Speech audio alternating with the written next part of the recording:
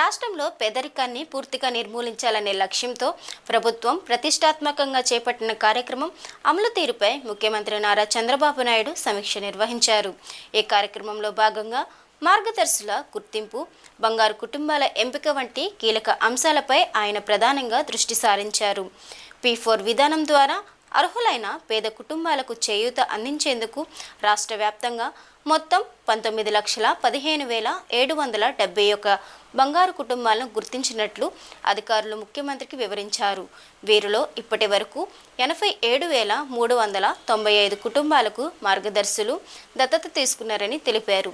ఈ సందర్భంగా ముఖ్యమంత్రి మాట్లాడుతూ సమాజంలో చాలామంది వివిధ రూపాలలో పేదలకు సాయం చేయడానికి ఆసక్తి చూపుతున్నారని, అటువంటి వారికి P4 కార్యక్రమం ఒక మంచి వేదికగా మార్చాలని అన్నారు. మార్గదర్శులుగా ఉన్నటువంటి వారు ముందుకు వచ్చే వారిని సంప్రదించి బంగారు కుటుంబాలతో అనుసంధానమించే ప్రక్రియపై మరింత శ్రద్ధ పెంచాలని అధికారులకు సూచించారు.